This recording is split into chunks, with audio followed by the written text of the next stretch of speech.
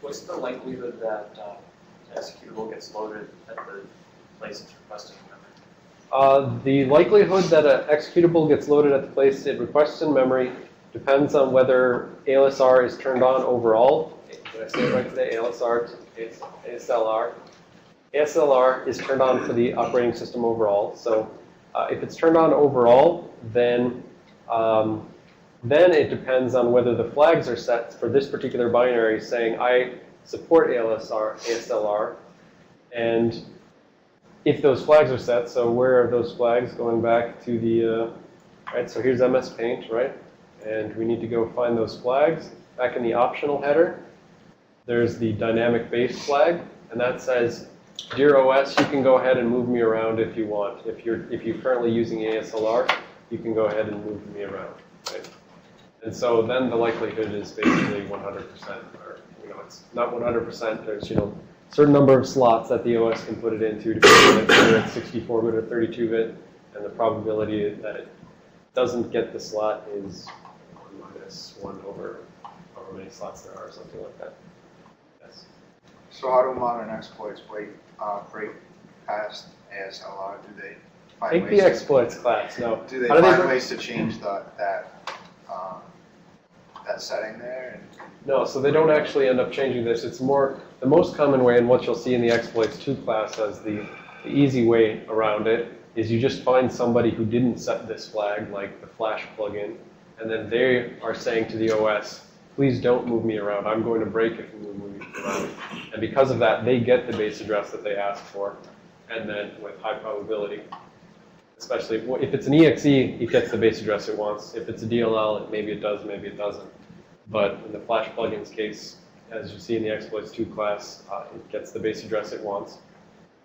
And then they just know where some code is, and then they'll use snippets of the code and chain them together. It's called return-oriented programming. You just take little snippets of the code and you make it so that you execute some sequence of these snippets. The other way is that even if a thing is randomized, if you have an exploit that doesn't just give you arbitrary write permission, but gives you arbitrary read permission, if you can read some values from memory, you can basically figure out where stuff ended up getting put. So you can figure out, it's randomized, and it's randomized basically per run. So you load up the executable, stuff is randomized, it's put in a particular place, and then that it stays there forever until the thing's terminated and restarted, for instance. And so if you can read memory, and let's say you have arbitrary read and you can keep reading without crashing the thing, you can read at offset, for instance, you would do, you'd be basically trying to profile like where are these different DLLs loaded in memory. So you'd maybe read at E80000, then E9000, and then A000, and you could literally like bounce around trying to find the particular DLL that you're looking for in memory by like just trying all the possible addresses, or if you know some relative address relative to some function, if you can find the address of a function, then you can look it up that way. So you break it typically either by exploiting things that are not ASLR'd, or by having an arbitrary read which leaks information about where stuff is in memory, and then once you've got the information, then you code it according to that information. Just try to match up to find what you're looking for. Yeah, exactly. Yep. He had one first. Yeah. With ASLR, does that move around the entire module? Yeah. It doesn't mix things around section by section. Module granularity. Yeah. So some. So once you get one hook, then everything else resolves. Yep. Exactly. And actually, the interesting thing is that I didn't think this was the case, and so I don't know. Let's confirm whether it's true or not. I thought that on Windows 7, by default, even it didn't map stuff into the same virtual memory address across things. So I said before that, the OS tries to, optimize the use of physical memory by saying, I'm going to copy, kernel32.dll into physical memory once, and then anybody who wants to use it, I'll point their virtual memory at that physical memory. I thought that it would potentially use different virtual memory addresses for that same physical memory address. Like, so this guy would get it at E8000 and it would say kernel32, and that guy would get E9000 for kernel32. But I was looking in Process Explorer the other day, based on someone asserting that what I was thinking was not the case. Actually, I probably have to run this as administrator. And so in Process Explorer, you can see the DLLs. Let's see, you have to choose the columns.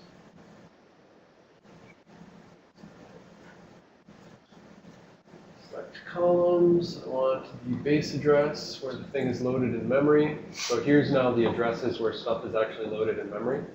And so I was thinking that, for instance, like active eds.dll in this guy's process would be at a different location than active eds and a different guy's process. So these are two separate processes. They're the same process, but they're different isolated memory spaces. So 7FEFA7B, and this guy doesn't have active eds. All right, Advanced API 32. PP48.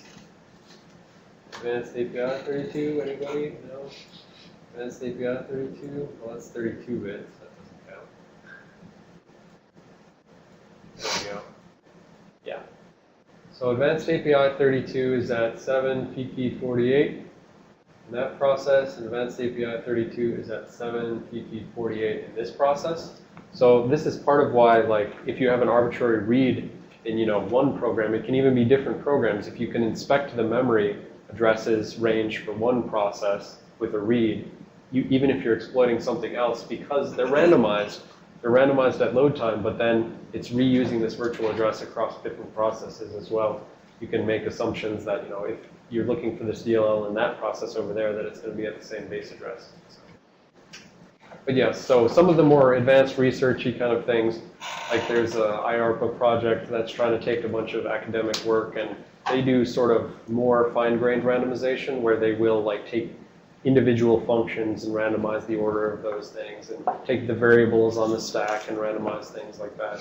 So there's a lot of academic work in that, trying to do more fine-grained ASLR, but you incur performance overhead, obviously. So it's one thing to just like move the blob here versus there. It's another to start, randomizing at runtime, to start, slicing up little pieces and putting them all over the place. So it's really, Microsoft is basically the reason why we have this, for instance, even just that it's reusing this virtual address across different things, I believe is because of the performance implications of using different virtual addresses means different processes would have different cache misses and stuff like that. So Microsoft's doing the balancing act between performance and security here. And, I think Windows 8 definitely has more randomization. So I do think that in Windows 8 they're actually doing inter-process randomization of the base addresses, but don't quote me on that until I get it in my hand. I just think I read that somewhere.